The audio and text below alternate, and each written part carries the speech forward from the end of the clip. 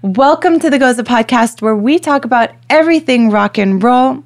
Today, we're going to be looking at one of the greatest moments in all of rock and roll history. Santana at Woodstock. Woo! Soul Sacrifice. So, they were pretty much unknown at this time, just playing like the circuit in San Francisco, and this was a make it or break it moment for them. And I'm sure our viewers know that they were frying on psychedelics. Mm-hmm. And the story goes that they were supposed to go on at a later time, and then they went on sooner. So they got on stage when they were peaking because they thought they'd be down by then. So great. Let's get right into this.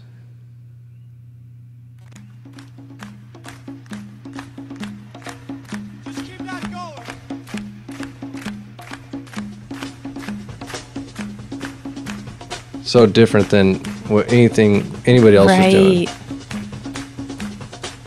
Those rhythms. See people just feeling it primal. So primal. It just makes your body want to move right away. Right.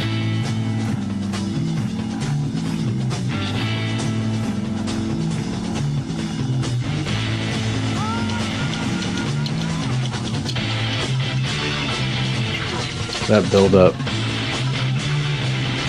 They're already in it. Is this their first song that they started with? I think it's their last.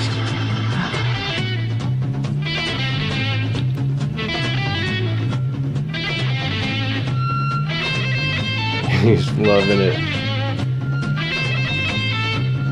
So Carlos thought that his guitar was a snake. He had to tame the snake. It really looks like that, like some of his expressions.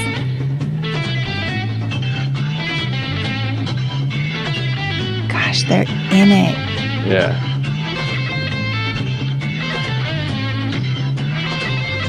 You could feel the tension. Right. But they're riding that wave. Right. Like they ain't falling off. Like a pro surfer. For a moment. Yeah, they're riding hard.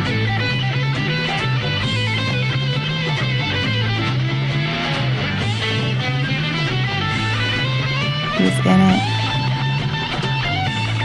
He's in the eye of the storm.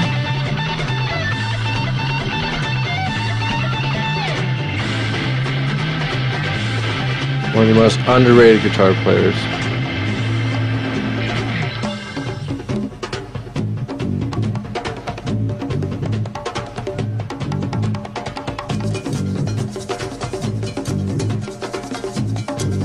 So primal. They're sweating tons.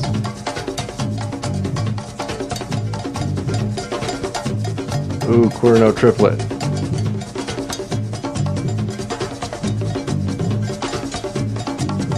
That's the first time I ever noticed that.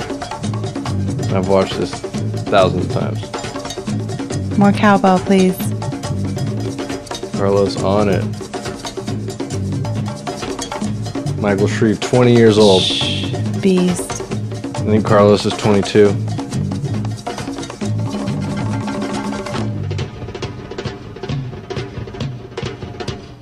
Oh, gosh. Just gives you chills. You got the sparkle Ludwig.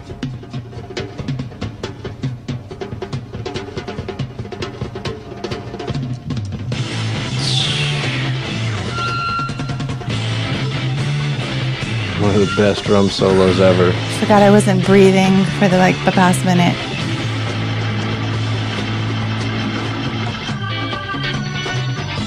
Yeah, I got chills. You can really see how every one of them is like right there in that sweet spot. They're all in it. They're breaking, the time-space continuum. They're like, ooh, and you can't mess that up.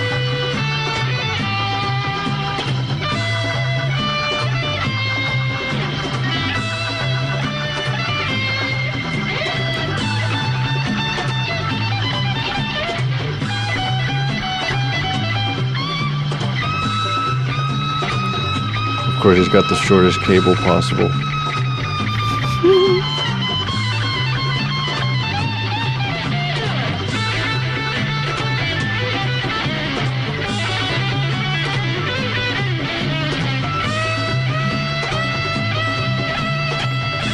they got to keep him on a tight leash.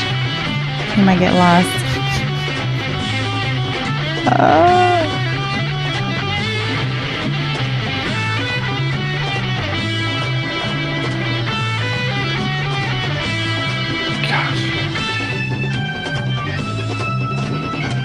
Even the organ player is holding it down. Look Yeah, the way that they would interact with each other musically.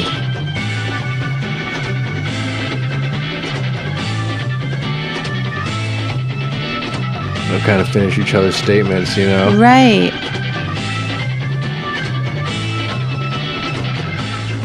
And the foundation is that rhythm. Yep, that primal, the conga is just holding it down. And it's funny because Santana, he could have been in a three-piece.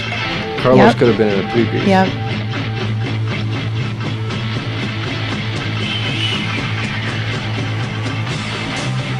He knows they're badass. Huh. He was looking at the camera like, what's up? He's the only one that it didn't hit. He's all on top of it.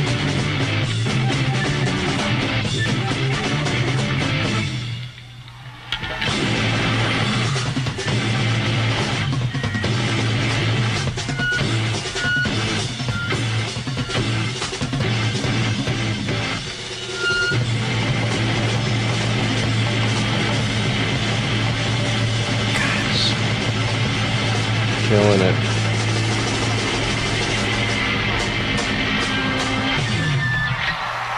Oh, gosh, my heart is like pounding right now. Yeah, I mean, you know, Santana, Carlos, he gets a lot of a lot of crap for not being the most technical guitar player or whatever, you know, and those people that don't get Carlos, that's him at the purest, you know. He's just pure emotion and passion. Right. And I mean, gosh, I don't know how you don't get that. Because it's all in the body. And then the funny thing is that a lot of his licks are pentatonic shaped, but he's playing them behind a background that doesn't actually make it a pentatonic scale in the root. So he's using like jazz notes, blues notes. Wow. You know, and that's why it sounds so like kind of ear catching, you know, when he's playing in like Dorian and all this stuff. So this is all guitar nerd stuff, but it's important to understand how technically superior he is. He really is. Right. And you know, but above all that, he's transcending. Right. You know? And I just got to say, Shreve's drum performance, in my opinion, humble opinion, I think that is the greatest drum performance in rock and roll. Yeah. Not necessarily because of technicalities, but because of his life force just like exuding in this just free flowing state. It's flowing through him, and it's like you could see his body is just like, it gives me chills every time I see his performance playing those drums. Yeah, it's funny that like I've seen this so many times that every single time you notice something different, you know? Mm-hmm. And that rhythm section is so grounding and primal. Mm-hmm. And they vamp on that for like a long time, you know? In today's modern standards, like we're talking about in the Spotify world, that wouldn't cut it. No. You know, the record label would have been like, no, you guys need to start singing right away. Get to the chorus as soon as you can. Why is there, you know, a 2-minute guitar solo and a 1-minute drum solo, you know? Yeah, and that's what makes Santana so special is their ability to just drill that vibration and like get lost in it. It's no longer about like song structure or... No, it's a spiritual experience. Well said. Because Santana is a spiritual man, so he knows exactly what he's doing. Mm-hmm. Because as musicians, whenever you perform, you know, it's an exchange of energy. Mm-hmm. And so that opens up the doorway to a higher energy. You know, that's how we create songs. That's how we have amazing performances and that change people's lives. These songs and all this is through us. Right. You know? They were totally channeling. So he knows what he's doing because he is a spiritually advanced guy. He's like a yogi with a guitar, you know? A little bit of a shaman. Yeah, exactly. Gosh. And it's interesting. I feel like the crowd, like you said, that was such a new thing, unlike anything that they, you know, they had ever seen. Doesn't it seem like the crowd is also like they don't know how to take it, but it's obviously like it's awakening something primal. And that's why it's one of the greatest moments in rock and roll history. You know, and of course Woodstock, there were so many great other performances. You know, we'll get to those, but what they did that day changed rock and roll history and their own history. You know, they might not have gotten so big without this huge performance. This was a break for them.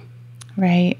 You know, and we all know that the career of the band would evolve and evolve and evolve to what it even is today, where Santana's still playing.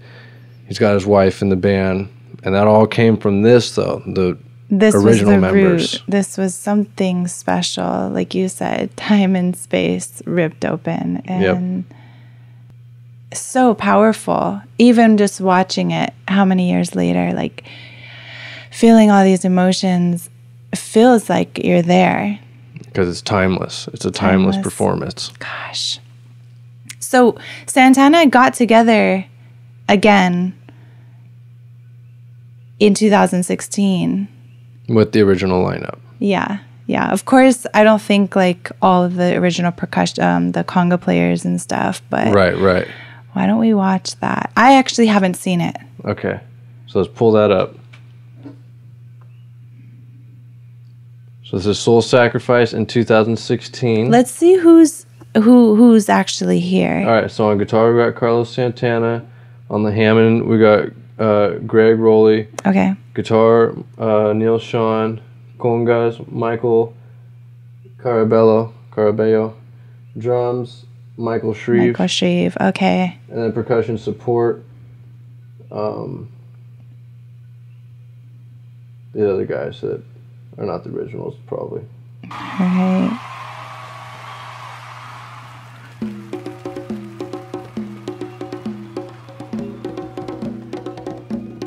There it is.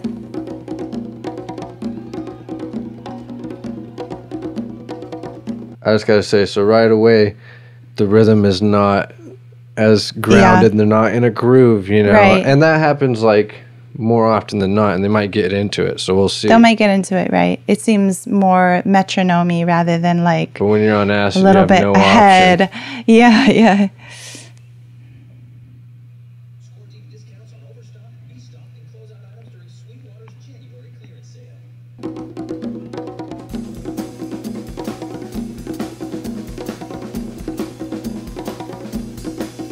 It's a whole different setting too, like in a big venue versus like an outdoor.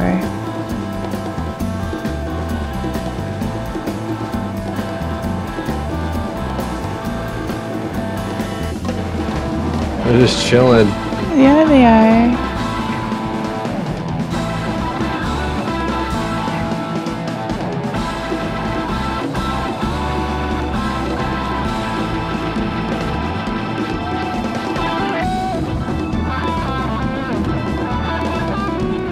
Tempo slower.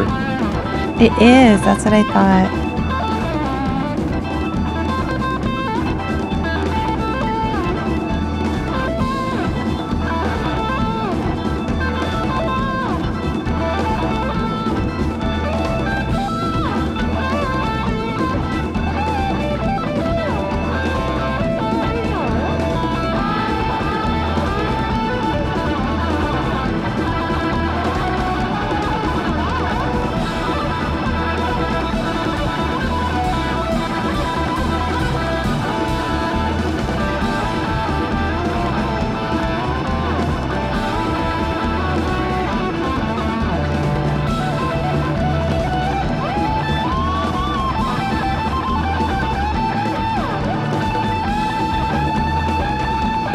I love that guitar. Wearing his own t-shirt too. Check that out.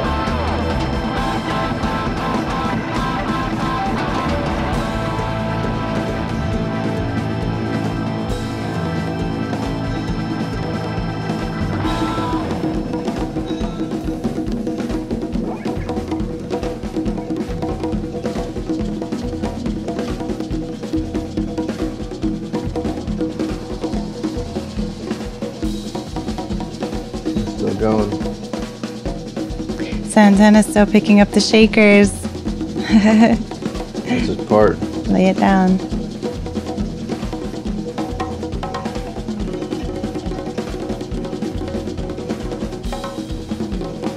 Oh, I like that.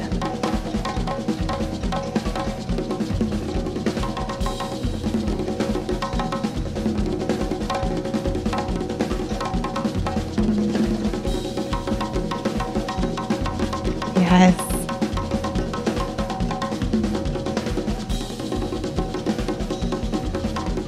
That must be homie, huh?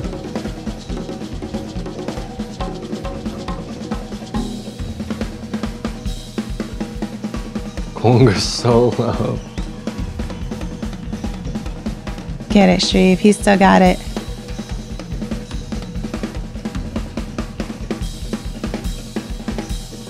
He's all playing like everything perfect.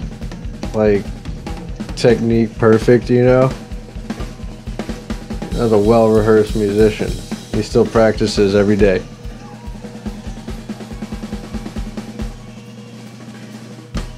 Notice his hands. He's holding it, not the traditional grip this time.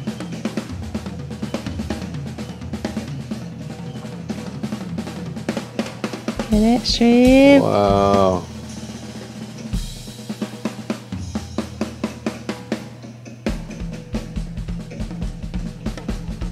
Oh, nice. I like that. He got into the conga rhythm. Yeah, those Afro-Cuban rhythms beautiful. are so strong. They have to be able to...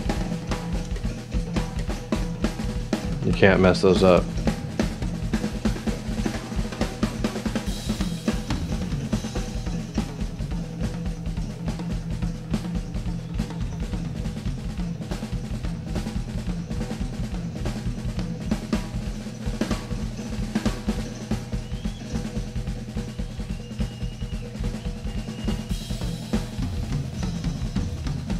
Gotta have that gold sparkle kit. Makes it sound better. Yeah, he's playing with a whole different setup. 4 toms. Beautiful.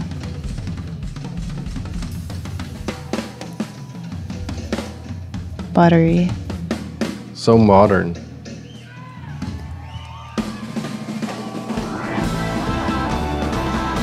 Oh! Okay, so can we talk about that for a second? Yes. Okay, so that was just so crazy because, you know, in the first performance, it was just pure, raw emotion, rock and roll. And then the second performance, it was like pure technique, you know. Everyone was cleaner, everyone was more rehearsed, everyone was sober, you know. And, but there's no danger to it. Mm-hmm. You know? Yeah. And that rock and roll with danger is like, that invokes the primal. Part of that spirit, yeah, for sure. But it's beautiful to see all of them up there, aged, yeah, and still killing it. Yep, Great work, gentlemen. I love seeing, you know, their wrinkles and their, you know, it's just like, it's trippy. It's well, like, we both grew up on Santana. Gosh. You know, my parents always played Santana. Mm-hmm. One of my mom's favorite songs, Samba Para Ti. You know, your dad always played Santana growing up, so it's in our blood, you know. Mm-hmm. So obviously they're an inspiration on GOZA. Mm-hmm. You know, consciously or subconsciously. Right. And so if you're wondering what's with the line across our face, go check out our original music. That's right. And stick around for the next video.